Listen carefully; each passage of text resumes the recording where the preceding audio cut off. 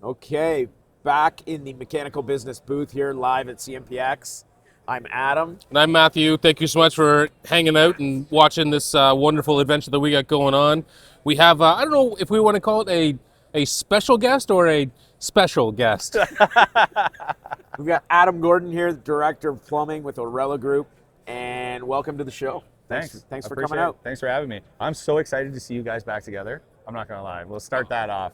Having you guys back together, yeah, it's gonna be fantastic. I'm excited to be on the show. I appreciate that. It's like peanut butter and jelly. You know, it's the things that are designed to go together. They don't come from the same jar. No, not at They're all. just Yeah. when they're put between two pieces of white bread, delightful. The fir- Okay, so hopping back in, I don't know if you noticed or not if you're watching this, but there was probably just a cut prior to this because things got a little silly. It happens when the three of us get together. Unfortunately. The three of us have known each other for a very, very long time, and I imagine this conversation is probably going to be a little cut and go as we move forward. Yes. We'll try not to get too loose, but it is a lot of fun to have you here on the show, man. Appreciate that. So we got a couple pieces. For the folks that don't know, you have a extremely strong social media background. You have done extremely well in your company. Kind of love to give this the background of who you are and kind of where that whole thing kind of came from. What made you want to build such a beautiful thing? Well, social media for me was, I got into plumbing a little later. I was about 25 when I got into plumbing. And I didn't really have a mentor in the field that like made me fall in love with the trade. Okay. So I needed to find somewhere to find that love for the trade because I didn't know if I went down the right path. And I started following different influencers. They weren't even really influencers back in the day. They were just posting stuff. Yeah. And like to drop a few names like Mechanical Hub, Eric Ani was a big inspiration for me. He was one of my first two, yeah. It's a huge inspiration for me and really helped me figure out what lane I wanted to get into in the plumbing field. And I remember I started work for Black & McDonald and I went in a boiler room for the first time. And he's like, this is the supply, this is the return. And I'm like, well, what? Like I had nothing, I didn't know about heating, hydronics, nothing, working on these 100-year-old systems. Yep. So I reached out to Eric and he actually told me, buy this book, Modern Hydronics from John Siegenthaler, yeah. And I read that book front to back just so I could be better help for my journeyman. Because at the end of the day, as an apprentice, you just have to be helpful. And if you don't know anything, go outside and find that help, right? So I read that book front to back. And it's funny because John Siegenthaler's here, and now I have a relationship with him, and he doesn't understand how much his book pushed me from a first year to where I am now. Oh, that's beautiful, man. Yeah, I appreciate that a lot. Yeah. I felt the same thing the first time that I met Eric Ani. I was just like, man, you were my first crush in the industry here, right? I think I was there for that conversation. I think you were there for that. I can attest he did say that. Yeah. So it is kind of humbling to kind of come full circle, if you will. I always wanted to do something along these lines of training and giving back information. So that's kind of what this feels like to me, anyway. No, of course, and the thing is, like, I learned so much from the people online that now I'm in the position that I am, and I'm 10, 11 years in now, and I want to do the same thing for the apprentices that are in there, because I've grown from being an apprentice to being a journeyman to now running a crew, and now it's like a completely different trade. I'm learning leadership, which is completely different than what I was into, man. right? And understanding Absolutely. people. So that's it's interesting, but I want to show people that, like, hard work will get you there. Did Absolutely. you ever expect that plumbers would become influencers on social media? No, not at all. To be honest, not at all. But it makes Me either. sense, though. You know what I mean? Like Yeah. back then, I never thought so. But it's like I come from. I did sales for New Era, right? And I worked at New Era, and there was a crew called Team Fitted, and they were like obsessed with New Era hats. And that was a big thing. And we used to hand out stickers and everything. So when I left there and I got into the industry, I almost was like looking for the same kind of feel that Yep. they already had. Yep. And that's where the plumbing came in. And now everybody has stickers that they trade. It's so similar that Yes. it was so weird. But yeah, I don't know. It's crazy. I never thought people would be influencers. But our industry is so big, but so small at the same time that you know what I mean? It makes sense. Yeah, for sure it does. Yeah. I think it's us. You touched on it there about how it kind of makes sense for the plumbing world to be influencers, and I agree, because I mean it's a skilled trade, meaning that you're constantly teaching Yeah. this sort of stuff. Yeah. What better way to teach it than quick couple second videos, or much longer, but Yeah. showcasing the work and kind of how this all kind of goes together. And I like that you do it very honestly, and professionally and the stuff that you are kind of throwing across there. It's not everything in your life is professional. No. But It's nice to see that you do like a real world video. Like it's not Yeah. scripted. It's not off a teleprompter. Like you're just talking to the camera, and that's what builds trust within the content you're creating. Yeah. What content that you post online or that anyone posts online seems to resonate with contractors the most? I mean, so I've been up and down with my content for a long time. I only have 12K. There's a lot of people out there that have like 100,000 followers, right? But I have a lot of people within the industry that follow me. And what I'm really trying to do is bring more open, authentic of stuff, like talking more and talking about products more, because you can make these cool edited videos and stuff like that, and you get 1 million views, but I want to bring more of an educational feel to it and what I've learned. I'm not the smartest person in the industry by any means, but I want to take what I've learned and kind of help people, get to where I'm at. And then it helps me because there's other people that do it that, like you guys, I learn a ton from you guys. I learn a ton. So it's like, I want to do kind of the same thing. That's Love about that. it. Yeah. I want to circle back to how you started at the apprenticeship level and then journeyman, and you kind of run your own thing. I read a comment online on some sort of social media that a little while ago about how this current journeyman trains his apprentice, and it went like this: I will never help my apprentice. Yeah. I want to see them go, and I want to see them fail outright, because it's so much better to do it and fail completely, and then I'll teach you how to do it. Personally, I was so infuriated, I almost crawled through my phone at the guy, but I know that there is some people there who still do teach like that. What's your skinning on something like that? I'm not a big like yeller and throw guys under the bus, but at the same time, guys need to learn. You don't want them to be dependent on calling me to figure out the answer. So my journeyman that I learned under, his name was Sean Bishop. He was really hard, like really hard. If I went back to the union and said I learned under Sean Bishop, anyone would give me a job, because if I could learn under him. Okay. I would call him and say, hey, I have this problem. And he'd go, okay, what are you going to do? And if I can't give him a response, he'd hang up the phone. He wants me to think about it, give him a solution that I think would be there, and then he'll say, why don't you do this, this, and this? This will work better. But he doesn't want me to just come for answers. And I'm kind of the same way. I want you to think about it, because at the end of the day, I tell my guys, and this is what I got told, was plumbing is water going through pipes. Simplify it. Close your eyes. Think about where it's going. Where's the issue?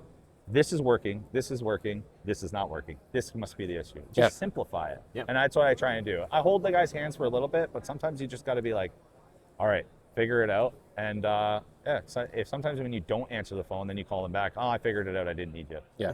You know what I mean? So it's a mix. Absolutely. I get Earlier you mentioned about leadership, and that kind of goes hand in hand. I've taken some leadership courses and that kind of thing, and what you're getting to is like empowering your people to make mistakes, and to, if you're going to come to me with an issue, come to me with 3 different ways you think you can fix it. And that's how we approach our day-to-day business as well. I work very closely with Brian Morgan from the Morgan Group, and we talk all the time. Like, if someone brings us an issue, what are 3 things that you think can fix this issue, or what are 3 things we can do? And then you're taking that same approach in the plumbing side, where like they come to you with something. Okay, what's 3 ways you can fix this?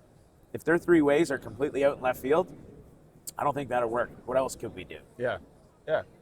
Don't become their resource, right? Yeah. Like don't be the guy that they call every single time, because one day you're not going to be there to answer their call, and they're not independent or self-sustained. So to be I honest, really like that approach. That's something we do all the time. And to be honest, I know you operate the same way. I do. The biggest thing, when I say to my guys too, you don't have to be the best plumber in the world, but you have to learn the skill of figuring it out. I don't know if you can swear on here, but it's the biggest thing. How's that? Figuring it out. Like, that is a skill in itself. If you run into a problem and you can't figure it out, that's a problem right there. You know what I mean? And we have so many tools now to figure these things out. So much. When I joined my current firm, ES Price Solutions, one of my problems that I had coming into the company was I didn't know anything about steam. Yeah. And part of the job was steam boilers, and I figured it out. I went and I found all of Dan Holohan's books. I read them. I drove to New York City twice, listened to his podcast twice so I could soak this information up. having those tools and education at our fingertips will help us to make those decisions.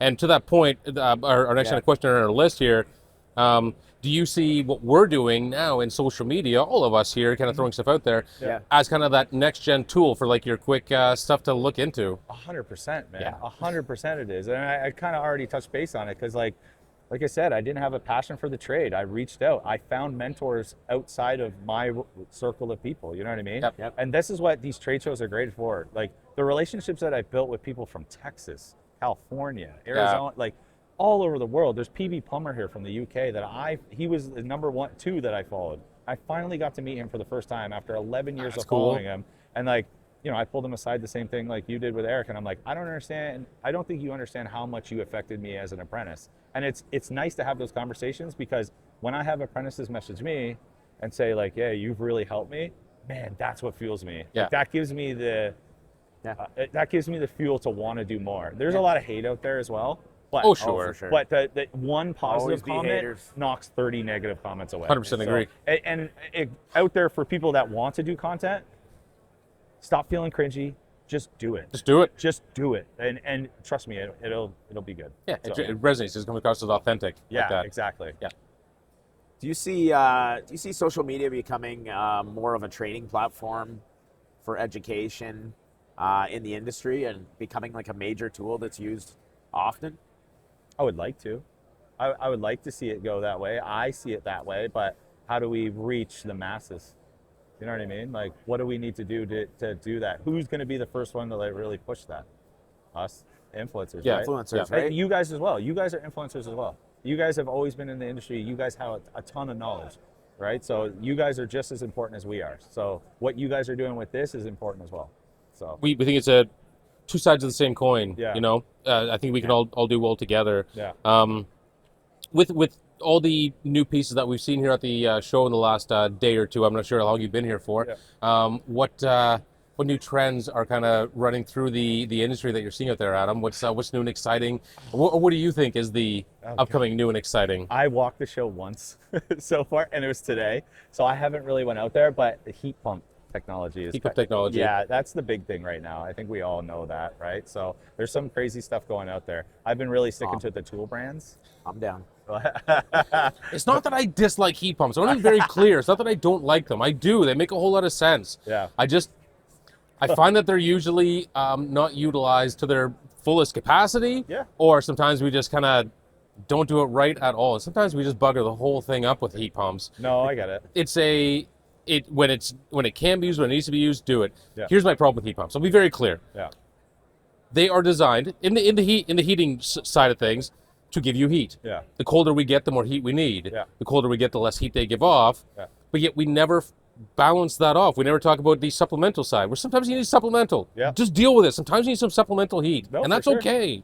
That's a Matthew Reed venting session right there. Yeah. He likes to go Yeah. off on those venting sessions, and I They're enjoy right. them. I I love do. them. Yeah, that's a I real, learn a lot from them. I That's- just That's keep a my reel mouth for shut. you, Kyle. Plug it.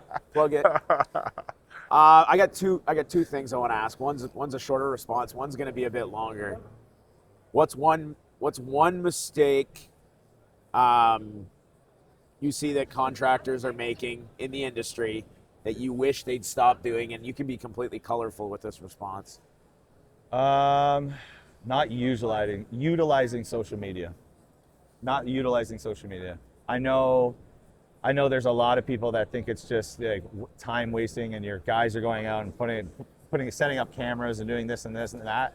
But Yeah. that's important, and you gotta understand that's important. I feel like it's important, Yep. and yeah, I feel like they need to learn and understand how much it could benefit their business and benefit their guys. Yeah, and that doesn't just go for contractors. I mean, wholesalers, Yeah. manufacturer reps, Yeah, you're not wrong.